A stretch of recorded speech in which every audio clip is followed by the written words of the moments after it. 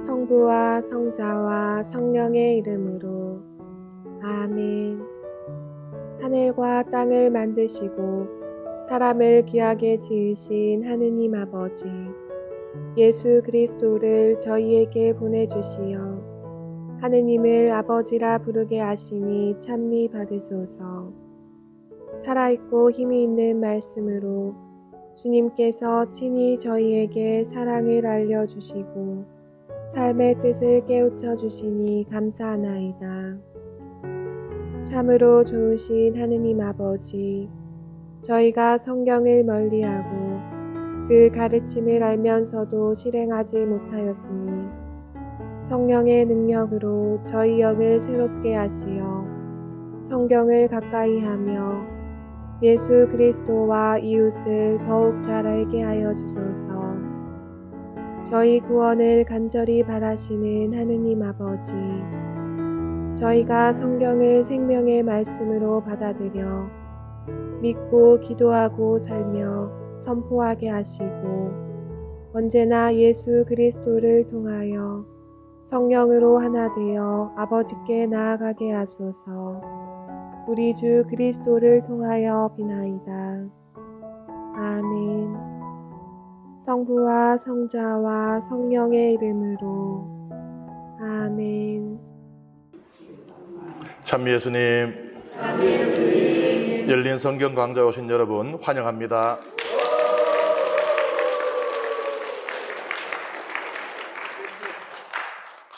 이번 강의는 2024년 상반기 마지막 강의이기도 하고 우리가 이 열린 성경 강좌를 촬영을 해서 유튜브에 동영상으로 올리고 있잖아요. 딱 지금 이 시간 강의가 100회 강의입니다.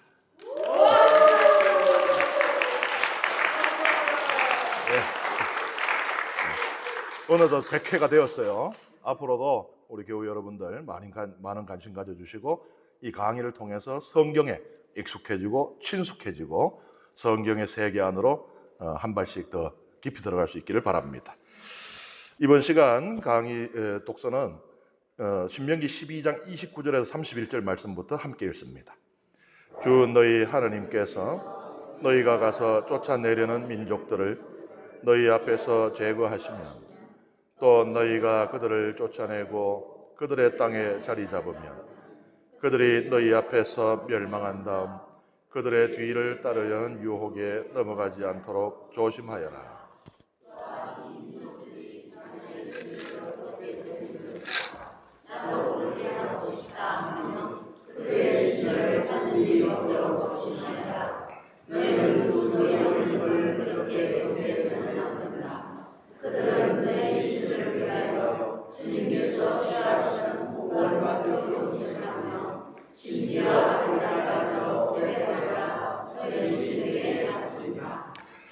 요 앞에 우리가 읽은 말씀은 이 유일 성소, 지방 성소들을 없애고 예루살렘 성전을 이스라엘 야훼 종교의 유일한 성소로 세우는 그 말씀을 우리가 들었죠.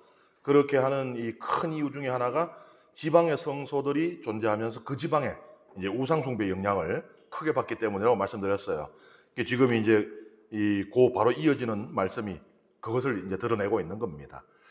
31절에 보면은 이 우상 숭배에서도 가장 혐오스러운 부분이 어떤 것인가? 인신공양이라고 지금 이야기를 하고 있습니다.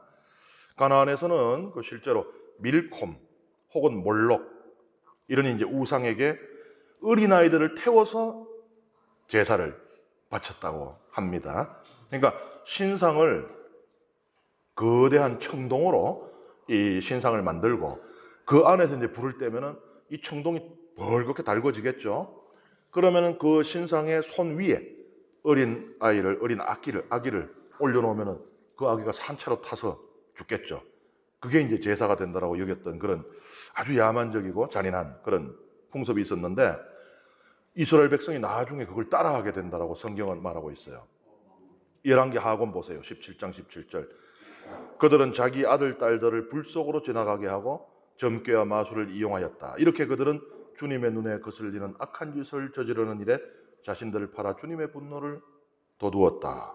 이렇게 이야기를 하고 있어요. 또 예레미야 예언서 32장 35절에 보면은 그들은 바알의 신당을 짓고 자기 아들 딸들을 몰록에게 제물로 바쳤다. 역겨운 짓이다. 그러니까 이스라엘 백성도 이 우방의 이 잔인한 이 야만적인 이 풍습을 따라하게 되었다는 것이에요. 그것이 이제 이 아무래도 농경이 주가 되는 가나안 땅에서 이 농경의 신들 굉장히 매력적일 수 있거든요. 그리고 큰 희생이 큰 복을 불러온다. 사실 이거는 뭐 예나 지금이나 동양이나 서양이나 할 것 없이 사람들의 이 종교적인 관념에 기본적으로 존재하는 거예요. 우리 교우들 그래 생각하시잖아요. 하나님께 더 큰 희생을 드리면 더 큰 복을 받을 거라고 생각하잖아요. 내가 뭐 예를 들어서 우리 교우 여러분들 9.1기도 좋아하시잖아요. 9.1기도 어때요? 사실은 9일이 아니죠, 그게? 54일인데 하루 빠지면 어떻게 돼요? 그렇죠. 그러니까 그냥 하루 앉아가지고 뭐 한 10분 기도하는 이거보다는 54일 동안을, 그것도 한 번만 삐끗하면 다시 해야 되는 이 기도를 바칠 때 더 큰 은총을 받는다고 생각하시죠? 그게 뭐 그냥 10분 기도하고 똑같다고 생각은 안 할 거 아니에요. 옛 사람들도 그렇게 생각을 했습니다. 나에게 소중한 이 아이를 제물로 바칠 때 하나님께서 우리 가문에 얼마나 큰 은총을 내리겠는 그 신들이 이제 이런 생각들이 있었던 거예요. 그래서 지금으로서는 뭐 상상조차 쉽지 않고 또 용납될 수 없는 이런 잔인한 행위들을 했던 것입니다. 이 지경까지 되면은 신명기에서 지방 성소를 철폐하고 그로써 이 우상 숭배의 이 이방 종교의 영향을 최소화하려고 하는 이 아주 강하고 엄한 조치들이 좀 이해가 되는 부분이 있죠. 예. 그리고 또 우상 숭배에 대해서 이야기를 합니다. 13장 함께 읽습니다. 내가 너희에게 명령하는 모든 말을 명심하여 실천해야 한다. 거기에 무엇을 보태서도 안 되고 빼서도 안 된다. 너희 가운데서 예언자나 환문가가 나타나 너희에게 표징이나 기적을 예고하고 그가 말한 표징이나 기적이 일어나더라도 너희가 알지 못하는 다른 신들을 따라가 그들을 섬기자 하고 그가 말하거든 너희는 그 예언자나 환문가의 말을 들어서는 안 된다. 그것은 주 너희 하나님께서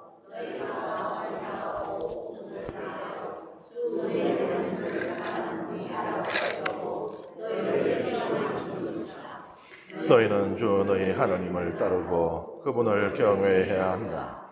그분의 계명을 지키고 그분의 말씀을 들으며 그분을 섬기고 그분께 매달려야 한다. 그 예언자나 환문가는 죽임을 당해야 한다. 그 자들은 너희를 이집트 땅에서 이끌어내시고 너희를 종살이 하던 집에서 구해내신 주 너희 하나님을 배반하라는 말을 하여 주 너희 하나님께서 너희에게 따라 걸으라고 명령하신 길을 벗어나게 만들었기 때문이다. 이렇게 너희는 너희 가운데에서 악을 치워버려야 한다. 너희의 동복 형제나 너희의 아들이나 딸이나 너희 품의 아내나 너희 목숨과도 같은 친구가 은근히 너희를 꿰면서 너희도 너희 조상들도 알지 못하던 다른 신들을 섬기러 가자 하는 경우가 있을 것이다. 그 신들은 땅의 한쪽 끝에서 다른 쪽 끝까지 가까이 있든 멀리 있든 너희 주위에 있는 민족들의 신이다. 그런 경우에 너희는 그의 말을 받아들이지도 듣지도 말아야 한다. 그를 동정하지도 불쌍히 여기지도 말며 그를 감싸주지도 말아야 한다. 너희는 오히려 그를 반드시 죽여야 한다. 그를 죽일 때에는 너희가 먼저 손을 대고 온 백성이 그 뒤를 따라야 한다. 너희는 돌을 던져 그를 죽여야 한다. 그는 이집트 땅 종살이 하던 집에서 너희를 이끌어내신 주 너희 하나님에게서 너희를 떼어내려고 하였기 때문이다. 온 이스라엘이 그 말을 듣고 두려워하며 너희 가운데에서 다시는 그런 악한 짓을 저지르지 않을 것이다. 주 너희 하나님께서 너희에게 살라고 주시는 성읍들 가운데 한 곳에서 들리는 말이 너희 가운데에서 불량한 자들이 나와 성읍 주민들을 유혹하며 너희가 알지 못하던 다른 신들을 섬기러 가자 한다 하거든 너희는 탐문하고 조사하고 신문해 보아야 한다. 그래서 너희 가운데에서 그런 역겨운 짓이 벌어졌다는 말이 사실로 드러나면 너희는 반드시 그 성읍 주민들을 칼로 쳐 죽이고 성읍과 그 안에 있는 모든 것과 가축까지 칼로 전멸시켜야 한다. 그런 다음에 모든 노획물을 성읍의 광장 한가운데 모아놓고 성읍과 모든 노획물을 불살라 주 너희 하느님께 통째로 바쳐야 한다. 그리고 그 성읍은 영원히 폐허더미로 만들고 다시는 세우지 말아야 한다. 너희는 그 완전 보온물 가운데서 아무것도 손을 대어서는 안 된다. 그래야 주님께서 당신의 진노를 푸시고 너희를 가엾이 여기시며 너희 조상들에게 맹세하신 대로 너희를 가여워하시며 너희를 번성하게 해주실 것이다. 너희가 주 너희 하나님의 말씀을 듣고 내가 오늘 너희에게 명령하는 그분의 모든 계명을 지켜 주 너희 하나님의 눈에 드는 옳은 일을 하면 주님께서 그렇게 해주실 것이다. 지방 성소들을 정리를 해도 우상 숭배 위험은 또 남아 있는 겁니다. 여기 보면은 이스라엘 백성 내부에서부터 우상 숭배를 부추기는 일들이 있었음을 말하고 있어요. 여기 보면은 예언자 환몽가라고 나오는데 이들은 이제 진짜 참된 예언자가 아니고 거짓 예언자들. 그러니까 내가 계시를 받았다. 오늘날에도 그런 사람들이 있습니다. 우리 교회 안에도. 예. 얼마 전에 제가 어떤 교우분을 만났는데 이제 다른 교구의 교우분인데 고통을 호소를 하는데 그 이제 공동체 같은 교우가 있는데 본인이 그 하느님으로부터 계시를 받았다고. 그래서 뭐 계시의 내용을 이야기하면서 이렇게 해야 된다고. 이 사람이 보니까는 이게 내가 알고 있던 이 정통교리와도 맞지 않고 성경의 가르침과도 안 맞거든요. 그래서 나는 안 하겠다고 했더니 주님의 이름으로 막 저주를 퍼붓더라는 겁니다. 이분이 겁이 난 거예요. 생각해 보세요. 내가 아무리 저 사람은 저거 진짜 아니야 하더라도 하느님 이름으로 나를 저주한다고 생각하면 겁이 나겠습니까? 안 나겠습니까? 나죠. 그래서 제가 신경 쓰지 마세요. 그 아픈 사람 불쌍한 사람이니까 그냥 신경 쓰지 마세요라고. 그리고 그 사람 또 그래거든. 저한테 보내라고 그렇게 이야기를 했는데 거짓 예언자들 예나 지금이나 존재하는 겁니다. 스스로는 하느님의 말씀을 들었다고 하느님의 환시를 보았다고 이야기하지만 그렇지 않죠. 실제로 이 유다 왕국이 멸망하기 전 기원전 587년에 이 신바빌로니아에 의해서 유다 왕국이 멸망하잖아요. 이 멸망하기 직전에 우후죽순처럼 거짓 예언자들이 나타납니다. 자기들이 하느님의 그 계시를 받았다고. 그 계시의 내용이 하나같이 뭔가 하면은 유다는 멸망하지 않는다. 하느님께서 말씀하셨다. 당신의 거처, 당신의 집이 있는 예루살렘 망하지 않는다. 망할 수가 없다라고 하느님께서 말씀하셨다 했는데 거기에 맞선 참 예언자는 예레미야 예언자 같은 경우는 망한다. 어느 쪽에 인기가 있었겠어요? 그렇죠. 예레미야 예언자는 말하자면 국민을 불안에 떨게 만들 공포를 조장하고 민심을 흐리게 하는 아주 그냥 그 척결의 대상이 된 거예요. 그런데 역사는 말해주고 있죠. 성경의 역사는 누가 참 예언자였는지. 달콤한 말을 한다고, 듣기 좋은 말을 한다고 그러면 일단 의심해야 돼요. 그리고 이들이 어떤 표징을 일으킬 수도 있다 그럽니다. 거짓 예언자인데도 불구하고 어떤 표징, 기적을 일으킬 수가 있다 그래요. 이거 우리한테 중요한 말씀이에요. 많은 이들이 표징을 쫓고 있습니다. 어떤 기적이 일어난다면 그러면 내 진짜 평생 동안 땀만 안 먹고 하느님만을 위해서 내 목숨까지도 바칠 텐데. 저도 신학생 시절에 그런 적이 있어요. 이게 내가 사제가 되기에 합당하다는 이 확신이 없고 정말 이게 내가 성소를 받았는지에 대한 이 의심이 생기는 때가 있었습니다. 그때 매일 기도했어요. 하나님 표징을 보여주십시오. 그 표징이 뭐였냐? 신학교 이 대성전에 있는 이 촛불이 꺼지는 건데, 이 촛불이 그냥 초가 아니고 전기초였어요. 네. 꺼지겠어요? 안 꺼지죠? 천만다행이에요. 그때 만약 그거 정전대가 꺼졌으면 제가 지금 어떤 신부가 되어 있을지 모릅니다. 아주 여러분들 위험했을 수 있어요. 근데 그런 걸 찾기 마련이죠. 그런 생각 한 번씩은 해볼 수 있죠. 2000년 전에 이스라엘 땅에 태어나서 예수께서 일으키시는 그 기적 한 번만 내가 체험했더라면, 그럼 내 진짜 평생 살아가면서 신앙이 미지근해질 일도 없고, 신앙 안에서 회의에 빠지거나 헷갈릴 일도 없이 정말 주님만을 향해서 달려갈 텐데 하는 생각들을 할 수도 있죠. 근데 여기 신명기 보세요.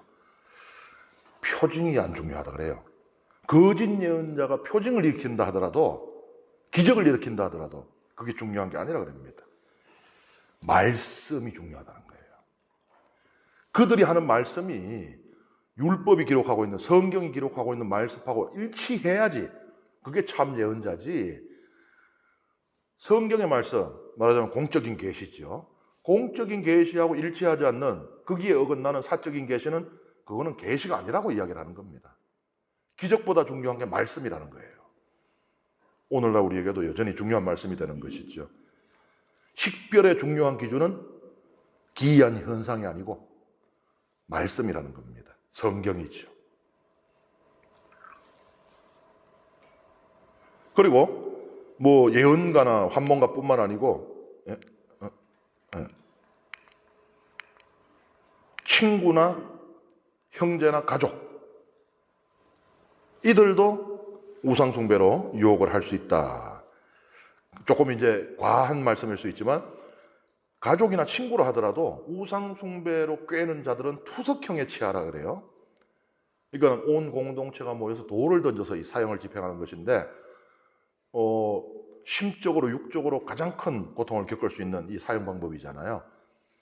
사람이 한 군데만 계속 맞으면은 이 마비돼가 통증을 잘못 느낀다 그래요. 그래서 예수님의 이 십자가형을 집행하기 전에 그 예비 형벌의 단계로 예수님을 채찍질했다 그랬잖아요. 예수님만 특별히 꼴미아가 때린 게 아니고 원래 십자가형의 예비 형벌이 그래요, 원래. 그런데 그때 이제 예수님께 채찍질을 할 때 이게 한 군데만 계속 때리는 게 아닙니다. 돌아가면서 온몸을 때리는 거예요. 그래야지 이게 이 마비가 되지 않아 가지고 계속 통증을 새롭게 느낄 수가 있게 되기 때문에. 근데 투석형은 어때요? 사람들이 우에어싸고 돌을 막 던지면은 계속 다른 부위가 자극이 되니까 그대로 통증을 계속 다 생생하게 느껴야 되는 거예요. 거기에다가 그 돌 던지는 사람들 중에는 내가 사랑했던 사람도 끼어 있을 수가 있고, 또 나의 가족도 있을 수가 있고, 나의 친구, 어릴 때부터 같이 깨먹고 놀던 친구도 있을 수가 있는 거예요. 예외가 되지 못하거든요. 투석형에는 모든 공동체가 다 참여해야 되기 때문에 그들의 손에 죽임을 당할 때 이 심적으로 느끼는 고통들, 그러니까 아주 끔찍한 형벌이 투석형인 것이에요. 그런데 가족이나 친구라 하더라도 우상숭배로 꿰는 자는 투석형에 처하라고 말하고 있습니다. 굉장히 강경하고 엄한 그런 조치이죠. 그리고 심지어 한 성읍이 우상숭배로 물들었으면 그 성읍의 모든 사람과 가축까지 다 죽이고 불질러 버리라고 합니다. 참 좀 끔찍해요, 그죠? 우상숭배가 그만큼 심각한 일이라는 거예요.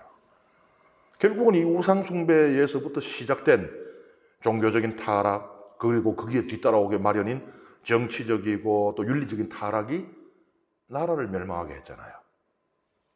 그러니까 이제 그 무게하고 비교해 본다면 나라 하나가 망하는 것, 나라가 사라지는 것과 한 가문 혹은 한 도시가 사라지는 거 비교한다면 이거는 차라리 가볍다라고 이야기를 하고 있는 거예요. 물론 오늘날에는 그러면 큰일 나죠. 뭐 이단들이 있다 그래도 우리가 가서 막 뭐 사적인 복수를 하고 이런다 그러면 큰일 납니다. 그렇지만은 여전히 우리 또한 하느님이 아니라 헛된 우상을 좇는 것은 저렇게 치명적인 결과를 가져오는구나 하는 그 마음은 단단히 새기고 있어야 돼요. 이것 점이야 하는 데서 시작하면 안 됩니다. 뭐 어디 가자는데 그 한 번만 가보는 것쯤이야. 뭐 이런 데서 시작을 하다가 신천지로 많이 넘어가고도 합니다. 그리고 자신을 과신해서도 안 돼요. 아이고 나는 뭐 그게 뭐 참된 가르침이 아니면은 얼마든지 떨치고 나올 자신이 있어. 그래서는 안 돼요. 그 살레시오 성인의 신심생활 입문에 보면은 자신을 스스로 시험에 들게 하지 마라 그래요. 그러니까 나를 너무 믿고 나는 뭐 내가 딱 판단을 할 수 있어. 이러면 안 됩니다. 오히려 그런 이 유사 종교들 또 이단들은 바로 그러한 점을 노려요. 보면은 세상에 원래 사기 잘 당하는 사람들이 지 똑똑한 줄 아는 사람들이 사기 당하지. 아이고 나는 부족합니다. 이런 사람들 사기 잘 안 당해요. 왜냐면 계속 돌다리를 두드리고 앉아있지 건너질 안 하거든. 그런데 자기가 자기 똑똑하다고 생각하는 사람들이 꼭 잘 넘어간단 말이에요. 그래서 생각 밖으로 그런 유사 종교들, 뭐 JMS라든지 신천지나 뭐 이런 데 보면은 뭐 율사들, 대학 교수들, 뭐 박사들 이런 사람들이 굉장히 많습니다. 그래서 우리는 뭐 하여튼 그런 경계를 가지고 그리고 예를 들어서 내 가족 중에 누가 신천지 한 번만 가보자고 그래도 가정의 평화를 위해서 한번 가주지 뭐. 나는 안 넘어갈 자신이 있으니까 하지 말고 진짜로 가정의 평화를 원한다면 그 사람을 신천지로부터 구해줘야 됩니다. 그래야지 가정이 제대로 서죠. 둘 다 넘어가면 그게 후회되겠어요. 그 집안은 그냥 망한 집안입니다. 그 다음에 이제 장례 풍습에 관한 말씀인데 금지된 장례 풍습 함께 읽습니다. 너희는 주 너희 하느님의 자녀들이다. 너희는 죽은 이를 위하여 제 몸에 상처를 내거나 앞머리를 밀어서는 안 된다. 이는 너희가 주 너희 하느님의 거룩한 백성이며 주님께서 너희를 선택하시어 땅 위에 있는 모든 민족들 가운데에서 너희를 당신 소유의 백성으로 삼으셨기 때문이다. 이스라엘 백성이 다른 민족들과 다른 이 규정, 전통, 관습을 가지게 되는 이유는 이들은 하느님께만 속한 하느님의 거룩한 백성들, 하느님의 사자들이기 때문입니다. 그러니까 세상은 이들을 통해서 하느님을 보게 돼요. 하느님의 백성이 하는 것이 곧 하느님을 이 세상에 드러내는 것입니다. 사실 이게 쉬운 길이 아니에요. 남들이 간 길을 따라가는 게 편합니다. 저는 산 안 좋아합니다만은 등산 좋아하시는 분들 맨 앞에 서는 게 힘들어요? 그 뒤에 따라가는 게 힘들어요? 더 쉽지. 앞 사람만 쳐다보고 가면 되니까. 원래 새로운 길을 가는 것은 힘들다 그래요. 그런데 지금 말하자면은 이스라엘 빼고는 다 그러고 있다고 보면 됩니다. 그러니까 오른쪽에 있던 그 메소포타미아 지역에 속한 민족들 나라들이나 이집트나 거의 대동소이한 어떤 종교적인 이 관습을 공유하고 있다고 보면 됩니다. 그런데 이스라엘만 지금 다른 길을 가라 그래요. 어려운 길이죠. 그럼에도 불구하고 그 길을 가라라고 이야기를 합니다. 너희는 이 세상에 속한 것이 아니라 다른 민족들 다 이 세상의 민족들, 이 세상의 땅에 속한 이들인데 이스라엘 백성은 하나님께 속한 민족이니까 너희는 달라야 된다라고 이야기를 해요. 먼저 여기 이야기하는 거는 다른 민족들은 보면은 제 몸에 상처를 내거나 머리를 밀거나 이런 일들을 했었거든요. 그런데 하지 마라 그래요. 여기 보면은 그 왼쪽에 있는 게 이제 고대의 면도기입니다. 면도기. 좀 무섭죠? 이거 들이대고 자 손님 누우세요 하면 달달달달 떨 것 같은데. 머리 끝을 이제 둥글게. 그러니까 우리 왜 중세 시대 탁발 수도자들 보면 여기 머리 없죠, 그죠? 머리 끝을 지금도 그 힌두교 같은 경우는 이 머리 끝을 이렇게 미는 의식이 있더라고요. 이렇게 이제 밀어내거나 혹은 수염 끝을 이렇게 잘라내거나 이런 것들이 이제 그 이방의 애도 의식, 그러니까 죽은 이를 애도하는 의식의 한 부분이었습니다. 그래 하지 마라 그랬고요. 그 다음에 이 잘라내는 머리카락 있잖아요.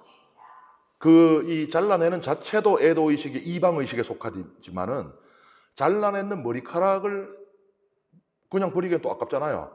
그걸 또 쓰는데 이게 또 이방의식에 또 써요. 예를 들면은 이집트의 그 주신들 가운데, 그러니까는 신들도 이 격이 있어요. 그래서 말하자면 이 왕가, 귀족 가문의 신들이 있고 저 밑에 이제 하청민 신이 있고 이래요.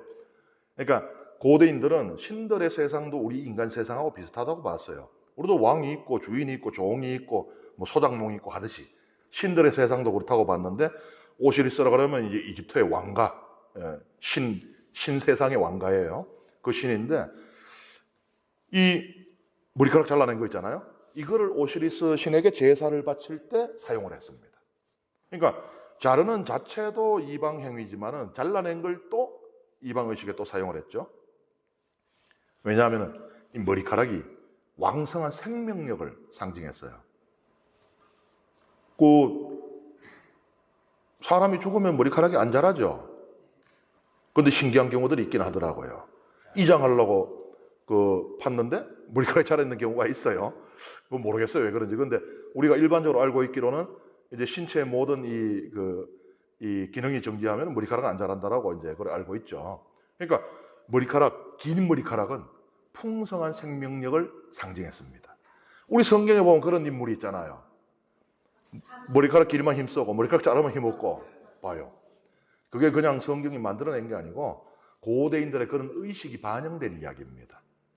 그러니까는 이 긴 머리카락을 잘라냈으면 그걸 버리면 아까워요. 이게 왕성한 생명력을 상징하니까 그걸 오시리스 신에게 제사 바칠 때 썼던 것입니다.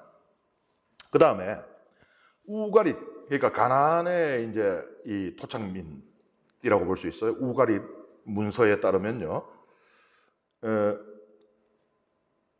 바알 신이요, 이렇게 매년 죽고 새로 태어나요. 그렇게 말이에요. 신이 왜 죽어요? 그런데 신화에 보면 죽는 신들 많아요. 신도 죽습니다. 신화에 보면은. 그래서 이 가장 강한 존재가 뭐냐 그러면요. 그러니까 뭐 올림푸스에 뭐 제우스도 있고 뭐 다 있잖아요. 가장 강한 존재가 뭐냐면 운명이에요. 신들도 죽는 겁니다. 그래서 올림푸스 신들은요, 우리는 이 몸속에 피가 흘러야 살잖아요. 올림푸스 신들의 혈관에도 뭐가 흘러요. 그 피가 흐르는 게 아니고 넥타린이라고 하는 액체가 흐릅니다. 그 피가, 그러니까 신들의 피죠, 넥타린이. 그 넥타린이 신들에게 생명을 제공해요. 근데 그걸 다 쏟아내면은 신도 죽는 겁니다. 왜? 신들에게 생명을 공급하는 거니까 얼마나 좋겠어요. 그래서 우리가 복숭아 넥타를 먹는 거예요. 그 넥타가 거기서 왔어요. 넥타린에서 왔습니다. 오늘 돌아가시면 넥타린 한 개씩 드시고. 신들도 죽어요. 소멸됩니다, 신도. 그러니까는 가장 센 존재가 운명, 죽음이에요. 그런데 예수님께서 그걸 이기시는 겁니다. 그러니까는 하나님 외에는 신이 없는 거예요. 다른 신이라고 자칭 타칭하는 모든 존재들조차도 죽잖아요. 근데 죽음을 이기는 유일한 존재, 바로 참 하나님이시라는 거예요. 그래서 어쨌든 이 바알은 매년 죽고 부활해요. 그러니까 바알이 농경의 신이라고 했잖아요. 농사의 사이클하고 같이 가는 거예요. 이게 보면 이제 뭐 겨울에 나무가 말라 죽고 했는 것지만은 봄이 되면 또 싹이 트고 또 땅에서도 이렇게 풀들이 자라고 이 농경이 시작되고 또 목축이 시작되잖아요. 그러니까 농사의 신인 바알이 자연의 사이클하고 같이 생사를 같이 합니다. 그리고 이 매년 죽었다 살아나는 게 뭔 신이 그래 하겠지만은 사실 큰 장점이 있어요. 계속 왕성한 생명력을 가지게 되는 겁니다. 말하자면 바알한테 늙음이라는 게 없어요. 늙으면 어떻게 돼요? 뭐 죽지만 그냥 죽기 전에 늙으면은 아예 못 낳죠. 말하자면은 생식이, 그리고 나무도 아주 늙은 거는 이 꽃도 잘 못 피우잖아요. 늙은 사과나무는 사과 열매도 잘 못 맺잖아요. 근데 바알에게는 늙음이라는 게 없는 거예요. 그러니까 항상 왕성한 생명력으로 다산과 이 풍년을 가져다 줄 수 있는 신. 그래서 바알이 이제 매년 죽고 매년 부활하는데 이 바알의 그 죽음과 부활을 기념하는 예식 때 몸에 상처를 또 이렇게 냈어요. 하여튼 그 상처 내는 게 이 바알 종교의 특징 중에 하나인 것 같아요. 엘리야 예언자하고 바알의 예언자들이 대결할 때도 어떻습니까? 까르멜산에서 황소 한 마리 올려놓고 장작만 쌓아놓고 엘리야 예언자는 그냥 불도 없이 거기다가 그냥 뭐 도랑을 파고는 물을 콸콸콸콸 도랑이 흘러넘칠 때까지 물을 갖다 부었는데도 하나님 불 땡겨 주이소 하니까 어떻게 돼요? 불이 쏟아져가 내리는데 심지어는 거기 있는 돌덩이까지 다 탔다 그러잖아요. 그런데 바알 예언자들은 암만 그 빌어대는데도 이 불이 안 일나요. 그래 나중에 어떻게 했다고 그래요? 온몸에 상처를 내고 절뚝거렸다. 절뚝거렸다는 게 이제 절뚝절뚝했다는 게 아니고 이제 요래 이게 이제 절뚝거렸다는 이야기인데 그때도 온몸에 상처를 낸다 그러잖아요. 왜 그런가 하면은 이 황홀경, 종교적인 고대로부터 이제 인간이 선택해온 방법 중에 하나가 황홀경이에요. 우리에게도 그런 요소가 있어요. 성경 세미나, 방언 같은 거 한다든지 안수받고 체험하는 것들 이 모든 종교의 근간에 있는 거예요. 그걸 예를 들어서 뭐 아메리카 인디언들 같은 경우는 이 마약성 이 풀을 태우면서 그것으로 이제 환각이 들어가기도 하고 엑스터시라 그러잖아요. 그러니까는 이게 이제 인간의 종교성에 아주 그 근간에 있는. 그래서 보면 이제 잘못된 길로 빠지는 젊은 애들이 이제 클럽 같은 데 가서 그런 것들을 하는 게 이 황홀경 그 안에 들어갔을 때 다른 세상을 만나게 된다는 그것 때문에 그런 거거든요. 근데 이 황홀경으로 들어가는 방법이 여러 가지가 있는데 이 바알 신과 관계된 이 이방 종교에서 선택한 방법은 고통이었어요. 극심한 고통이 황홀경으로 유도한다라고 믿은 겁니다. 뭐 저는 안 해봐갖고 잘 모르겠어요. 근데 우리도 옛날에 보면 교회 전통에 편태 이런 전통이 있죠. 채찍으로 자기 온몸을 때린다든지 뭐 그런 것들이 이제 있어 왔는데 그래서 이제 이 바알과의 접신을 위해서 말하자면 자기 몸에 이제 상처를 내는 이런 행위들이 있었고요. 그 다음에 또 고대 근동에서 이제 이건 모든 사람이 그랬던 건 아니고요. 열렬한 숭배자들이 있잖아요. 신들의. 이들은 문신을 했습니다. 뭐 손이나 이제 얼굴 이마 같은데 문신을 이렇게 했는 거예요. 여기 보면 오른쪽에 보면은 저기 저 별이 있죠? 별이 몇 각이에요? 별이 8개죠. 예. 그러니까는 저래 우리 보통 저렇게 생기면 아 저게 태양인가 보통 우리 생각하지만 태양은 오른쪽에 있죠. 달도 있고 여기 별이거든요. 8각의 별, 이게 특이하죠. 이게 이슈타르 여신의 상징이에요. 그래가지고 이 이슈타르 여신의 열렬한 숭배자들은 자기의 몸에 8각 별을 문신으로 새겼어요. 그러면은 나는 이슈타르 여신의 숭배자다. 나는 이슈타르 여신의 것이다. 이런 거예요. 우리도 한 개씩 가지고 있죠. 뭐 있어요? 그렇지. 우리에게 인호가 있잖아요. 나는 하나님의 것이다. 창세기도 보면은 하나님께서 카인의 이마에 표를 새겨주셨다. 왜냐하면 만나는 사람마다 이 카인을 죽이려고 할 테니 그들이 카인을 해치지 못하게 카인은 나의 보호를 받는 자다라는 것을 드러내기 위해서 이마에 표를 새겨주셨다. 이렇게 이제 나오죠. 이 문신의 기원이 어디에서 비롯되는가? 인류 문화학이라는 학문이 있어요. 지금 인간의 어떤 그 행동 패턴, 이 문화, 양식 이런 것들이 어디에서부터 기원됐는지를 이제 연구를 하고 하는데요. 거기에 보면은 옛날부터 아주 옛날 욥기에도 보면은 그 탄광 파는 이야기가 나오잖아요. 땅 파들어 구리 같은 거 이렇게 그 캐내오는 이야기가 나오잖아요. 이 땅 속으로 들어가면 무섭단 말이에요. 땅은 죽음의 세계. 그래서 항상 보면 성경에도 보면은 땅 속은 시올, 죽은 자들의 공간. 그리고 뭐 이 신화에도 그리스 신화에도 보면은 땅은 하데스란 죽음의 신이 다스리는 곳. 그리고 이제 이 고대로부터 보면은 땅을 거대한 이 배를 가진 그런 괴물처럼 묘사해가지고 사람이 한번 죽어야 거기에 딱 잡아먹히면 이제 못 나오는 거. 그러니까 땅 속에 들어가는 건 되게 무서운 거예요. 그 내가 뭐 보석을 캐거나 혹은 광물을 캐기 위해서 들어가긴 들어가는데 무서워. 그게 이제 해꾸잘 것 같아 자꾸. 그래서 그 죽음의 세력들로부터 자신을 보호하기 위해서 신들의 가호를, 그러니까 신이 나하고 같이 들어가는 거예요. 내가 문신을 그 신의 저 상징을 새기면은 신이 나하고 같이 거기 들어가니까 보호막, 말하자면 이 그 방호복을 입고 이제 이 들어가는, 거기에서 유래했을 것이라고 추정을 합니다.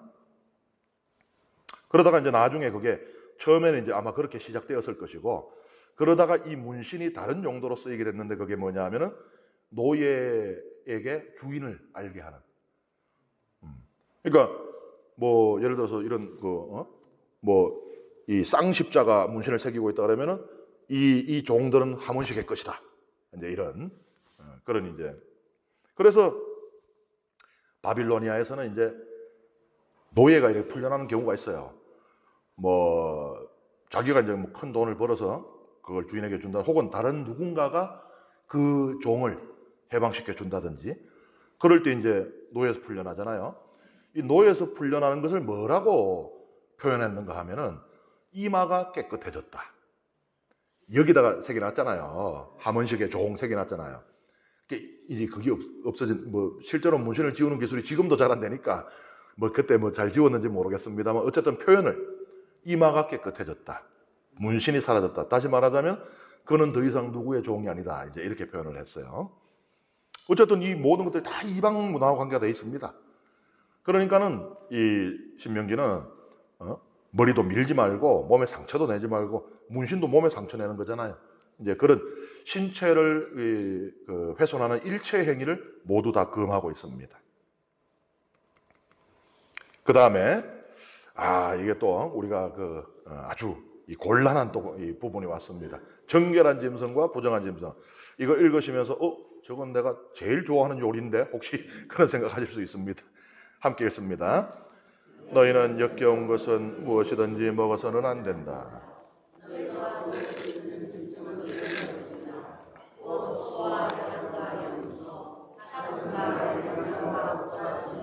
들염소와 산염소, 그리고 들량과 산양이다.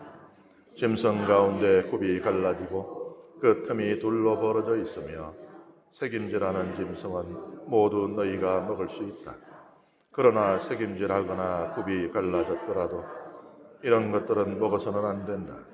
낙타와 토끼와 오소리는 새김질은 하지만 굽이 갈라지지 않았으므로 너희에게 부정한 것이다. 굽은 갈라졌지만 새김질을 하지 않으므로 너희에게 부정한 것이다. 너희는 이런 짐승의 고기를 먹어서도 안 되고 그 죽음에 몸이 닿아서도 안 된다. 물에 사는 모든 것 가운데서 이런 것은 너희가 먹을 수 있다. 지느러미와 비늘이 있는 것은 무엇이든 먹을 수 있다. 그러나 지느러미와 비늘이 없는 것은 너희에게 부정한 것이므로 먹어서는 안 된다. 정결한 새는 무엇이든지 너희가 먹을 수 있다. 그러나 그것들 가운데서 먹을 수 없는 것은 이러하다. 참수리와 소염수리, 새매와 검은 솔개와 각종 말똥가리, 각종 모든 까마귀, 타조와 쏙독새와 갈매기와 각종 매, 부엉이와 올빼미와 따오기, 사다새와 물소리와 가마우지, 항새와 각종 외가리와 오리새와 박쥐다. 날개 달린 곤충은 모두 너희에게 부정한 것이므로 먹어서는 안 된다. 그러나 정결하고 날개 달린 것은 모두 너희가 먹을 수 있다. 너희는 저절로 죽은 것은 아무것도 먹어서는 안 된다. 너희는 그것을 너희 성 안에 있는 이방인에게 먹으라고 주거나 외국인에게 팔아야 한다. 너희는 주 너희 하나님의 거룩한 백성이기 때문이다. 너희는 새끼 염소를 그 어미의 젖에 삶아서는 안 된다. 이 음식 규정은 뭐 레위기 11장하고 거의 비슷해요. 이제 코셔법이라고 합니다. 이제 정결한 음식법. 그래서 유다인들은 코셔 음식만 먹을 수가 있어요. 그것이 아닌 것은 먹을 수가 없는데요. 뭐 사실 음식에 대한 이런 규정이 지금 이스라엘만 있었던 건 아니에요. 그 고대 바빌로니아에서도요, 못 먹는 게 있어요. 뭘 못 먹는가 하면은 신들에게 희생 제물로 바칠 수 있는 동물, 그거는 못 먹게 했습니다. 이거는 이유가 간단하죠. 고대는 제사가 어마어마하게 많이 바쳐졌잖아요. 그러면은 그 희생 제물이 많이 필요하잖아요. 그래서 사람들 다 잡아 먹어버리면은 제사를 바칠 제물이 없어져요. 그래서 그런 이유 때문에 이제 금지했던 것이고, 그런데 정결한 동물, 부정한 동물을 이렇게 목록을 쫙 해놓은 거는 고대 근동 어디에도 없는 이스라엘만의 특별한 것입니다. 그리고 여기 목록에 보면은, 그러니까 이걸 그냥 뭐 옛날 사람들이 그냥 먹던 음식은 정결하다 그러고 안 먹던 거는 부정하다고 했구나 생각할 수 있잖아요. 근데 그렇지가 않아요. 일치를 하지 않아요. 예를 들면은 뭐 고대 근동에서 돼지고기는 다 먹었잖아요. 근데 이스라엘만 지금 못 먹게 하고 있어요. 이런 것들을 볼 때 그냥 당시의 상황을 반영하고 있는 목록으로 볼 수는 없습니다. 그러면은 도대체 이 정결한 짐승과 이 부정한 짐승의 이 기준이 뭐냐? 여러 가지 설이 있어요. 위생 이유다는 거예요. 그러니까 먹어도 안전한 동물이 있고 먹으면 병 걸리는 동물. 뭐 예를 들어 디스토마 이런 거 걸릴 수 있잖아요. 그런 이유다라고 주장하는 의견이 있고요. 그 다음에 종교의식이 이걸 나누는 기준이다. 그러니까 여기서 지금 부정하다라고 하는 이 동물들은 이방 종교에서 의식에 사용하던 동물들이다. 제물로 바치던 동물들. 뭐 이런 의견도 있습니다. 예를 들면은 여기 보면 이제 새 같은 거 못 먹게 하냐, 독수리 뭐 이런 거. 근데 그 독수리 보세요. 이집트의 주신이잖아요. 이집트의 신들이 이제 동물의 형상이니까. 그래서 이제 뭐 이 이방 종교와 관련돼 있는 것들은 부정하다라고 했다라는 그런 의견이 있고요. 그 다음에 세 번째는 이 생긴 게 이렇게 혐오스럽게 생겼거나 혹은 습성이, 예를 들면 막 시체만 파먹고 산다든지 이런 습성이 혐오스러운 것들을 부정한 것이라고 했다는 그런 또 의견이 있고요. 그 다음에 이제 네 번째는 동물들의 상징성이 기준이다.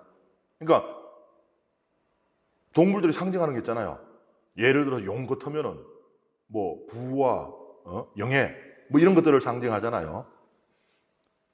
그리고 또 뭐 쥐는 뭘 상징하죠? 쥐는 부지런함 뭐 이런 거.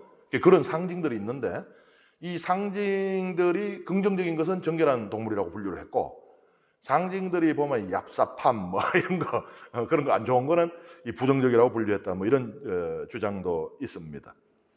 그 다음에 유용성, 그러니까 인간에게 유용한 동물이냐 아니냐. 인간에게 유용한 동물은 정결한 것이고 인간에게 해롭거나 또는 무용한 동물은 부정하다.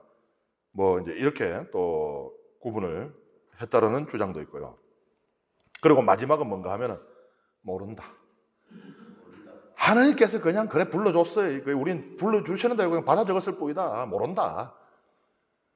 그런데 뭐 사실 제가 이런 여러 가지 의견들을 소개드린 것은 지금까지도 이 전체 목록에 있는 모든 동물들을 다 꿰 맞출 수 있는 유일무이하고 모든 학자가 동의할 수 있는 이 정설이 없다는 거예요. 말하자면 가설들은 있는데 가설들이 딱딱 다 안 맞아 떨어져요. 예를 들어서 뭐 생김새나 습성이 혐오스럽다라고 하면은 예를 들어 박쥐 생긴 게 좀 혐오스럽죠. 뭐 이 독수리 같은 경우는 썩은 시체를 먹지요. 혐오스럽죠. 근데 이 토끼가 부정한 걸로 들어가 있는데 토끼는 얼마나 귀여워요. 먹는 것도 풀만 아가작아가작 먹는데 뭐 야는 왜 부정한 거예요? 안 맞잖아요, 기준에. 뭐 그다음에 위생적인 기준이다 따지면은 뭐 박쥐 같은 거는 막 우리 코로나도 박쥐로부터 왔다 그러니까. 근데 아니 소도요, 브루셀라병, 소결핵병, QL병 등을 인간에게 옮깁니다. 근데 소는 왜 정결한 거예요, 그러면? 그러니까 이것도 모든 이 목록을 다 꿰는 기준이 될 수가 없고, 이런 식으로 이 여러 가지 의견들이 있지만은 이제 다른 모든 의견들을 다 압도할 만한 절대적인 기준이 지금까지는 없어요. 그래서 여러 가지 지금 가설들이 분분한 그런 상황입니다. 그래서 뭐 어떻게 보면 결국 이래 말하다 보면 6번이 나와요. 모른다. 하느님이 불러줘가 적었다 그냥. 그 다음에 11조에 대한 말씀 함께 읽습니다. 너희는 해마다 밭에서 나는 모든 소출의 10분의 1을 떼어 놓아야 한다. 너희는 주 너희 하나님께서 당신의 이름을 머무르게 하시려고 선택하시는 곳에서 너희의 곡식과 포도주와 기름의 10분의 1을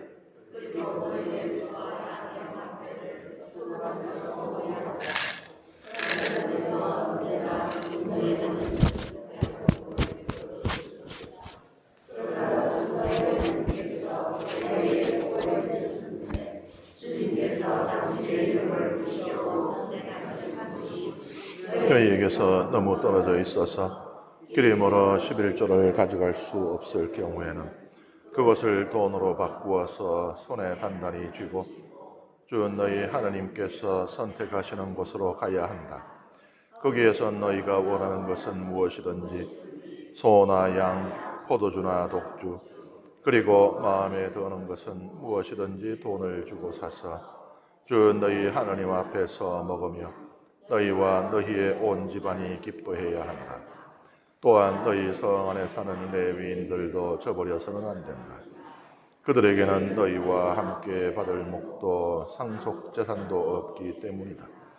너희는 새 해마다 끝에 그 해에 난 소출의 10분의 1을 모두 가져다가 너희 성 안에 저장해 두어라.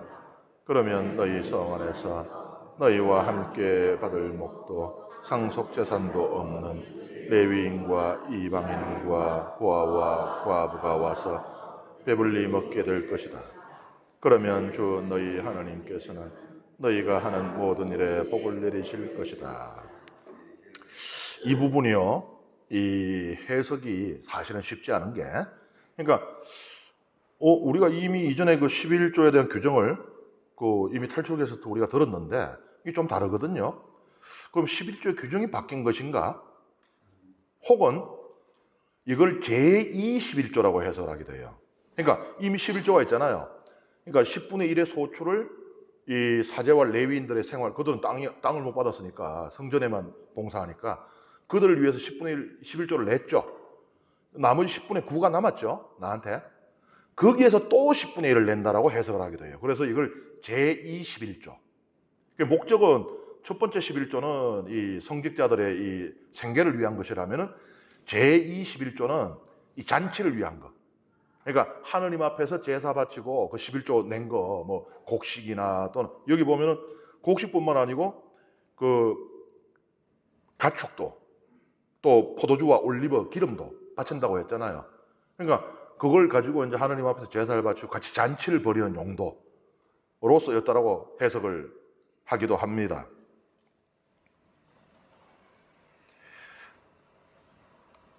사실 11조, 개신교에서는 11조를 굉장히 강조하고 아주 가장 중요한 어떤 가르침 중에 하나처럼 이렇게 현실적으로 느껴지기도 합니다만은 사실 11조가 딱 뭐냐라고 말하면 굉장히 어려워요. 11조는 레위기에도 나오고 민수기에도 신명기에도 나오는데 굉장히 다양해요, 이게.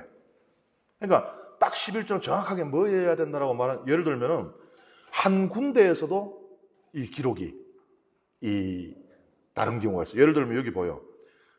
이 22절은요, 11조의 대상이 뭔가 하면 밭에서 나는 모든 소출, 즉 곡식이에요. 그런데 바로 그 다음 구절인 23절을 보세요. 곡식뿐만 아니고 포도주와 기름, 이건 뭐예요? 이건 나무에서 자라는 거잖아요. 그리고 가축까지, 소와 양의 맛배까지. 그러니까 한 군데에서도 이렇게 한 절만 다른데도, 그러니까 11조의 대상이 정확히 무엇인지, 그리고 제가 말씀드렸지만 이게 이 앞에 있던 11조를 대체하는 건지 아니면 제21조인지 이것도 이제 해석이 분분하니까, 그래서 막 11조 10분의 1로 막 해가지고 막 그래 적용하는 것이 쉽지는 않습니다.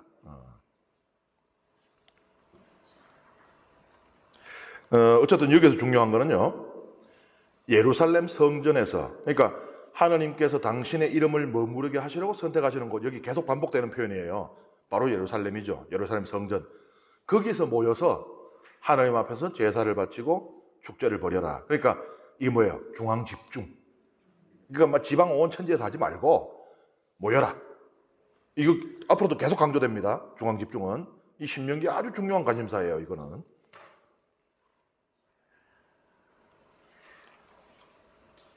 그리고 이제 내가 이제 예루살렘에서 멀리 떨어진 데 살아요. 뭐 단이나 베레세바에 살아요. 그럼 막 거기서부터 막 짐승 끌고 바치는 게 힘들죠. 그런 것 같은 경우는 예루살렘 주변에 뭐 땅을 이제 뭐 사서 그걸 이제 뭐 바치거나 아니면 그쪽에서 가축을 사서 바치거나. 그러니까 사실 예수님 시대도 보면은 사람들이 3대 순례 축제, 과월절, 오순절, 초막절을 지내러 제사를 바치러 오잖아요. 근데 다 짐승 끌고 옵니까? 아니죠. 물론 끌고 온 사람들이 있어요. 그래서 베짜따못, 그 양의 문, 예루살렘의 이제 발대성 문 중에 이 양의 문으로 들어와서 그 베짜따못에서 그 제물들을 씻었단 말이에요. 왜냐하면 사제에게 이제 정결성 검사를 받아야 되니까 이게 제물로 바치기 혐의 없다는 것을 검사를 받기 위해서 그 베짜따못에서 이 양들을 씻었습니다. 이 제물들을. 이게 얼마나 많은 희생 제물이 거기에서 몸을 씻었겠어요. 그래 하나님한테 바쳐졌겠어요. 그러니까 그 물이 약발이 있겠어요? 없겠어요? 고대인들은 약발이 있다고 생각했어요. 그래서 베짜따못에 들어갔다 나오면은 치유가 일어난다고 믿었던 겁니다. 그 수백만 마리, 어쩌면 수천만 마리일지도 모를 그 희생 제물들이 거기에서 몸단장을 하고 하나님께 제물로 바쳐지는 것을 준비했던 곳이니까 그런 경우도 있고요. 그런데 예수님께서 그 환전상하고 그 다음에 가축 파는 자들을 다 채찍으로 뚜루패가 쫓아냈다 하잖아요. 그건 뭐예요? 재물을 직접 마련하지 않고 거기에서 재물을 샀다는 이야기잖아요. 그러니 여기 이제 이 지금 신명기의 규정, 그러니까 멀리서부터 막 끌고 못 올 형편 같으면은 그냥 여기서 사서 바쳐라 라는 이제 규정이 이렇게 있는 것이에요. 그리고 여기 보면은 소와 양의 맞배라고 하는데, 애초에는 사실 이제 양이 중심이거든요. 파스카에도 어린 양을 잡잖아요. 근데 이제 소가 이제 들어오는데, 사실 소가 들어오면은 더 커요. 소가 재물 중에 어뜸이거든요. 지금 소값이 비싸요, 양값이 비싸요. 그대로부터 소는 어마어마한 재산이거든요. 소를 제물로 바친다는 건 뭘 의미하느냐? 형편 좀 나아졌다 이 소리예요. 그 귀한 소를 제물로 바칠 수 있다는 거는 그게 뭐예요? 소를 제물로 바치는 것은 이스라엘 백성에 대한 하나님의 축복이 여전히 우리와 함께 하고 있다는 증거입니다. 하나님의 복이 우리를 떠나지 않았다는 게, 야, 우리 소도 먹는데 이 정도 되면 이제 하나님이 축복이 우리를 떠나지 않은 거예요. 그리고 이 농경이 주가 되는 거예요. 양은 유목민의 상징 아닙니까? 소는요, 농사의 상징이죠. 그러니까 소가 주 재물이 된다는 것은 이 농경이 중심이 된다는 것이고요. 그 다음에 양은 뭐 며칠 둘러앉아 잡아먹겠지만 소는 우리 회장님 부부하고 저하고 서희 소 한 마리 먹을 수 있나요? 물론 제가 이제 좀 먹긴 합니다만은 그 소를 먹는다는 건 뭐예요? 공동체 친교. 니뿔 내뿔, 우리 전문용어로 지팔 지연다는 게 아니고 함께 한다는 겁니다. 이런 이제 이전의 규정, 11조 규정 있지만은 여기에 다른 점이 있죠. 제가 말씀드렸어요. 여기 나오는 뭐 11조나 뭐 다른 뒤에 나오는 규정들도 생판 처음 듣는 건 없어요. 다 나왔던 겁니다, 앞에. 하지만 바라보는 시선이 다르다. 그래서 그 부분을 유의하면서 이제 읽어 나가시면은 이거 뭐 종이도 아깝고 잉크도 아까운데 자꾸 똑같은 글을 써놨노가 아니고, 아, 시대의 변화, 이 환경의 변화에 따라서 율법이 수정되고 있구나 하는 것을 알 수 있습니다. 이것으로 유튜브 강의 100회를 마칩니다. 감사합니다.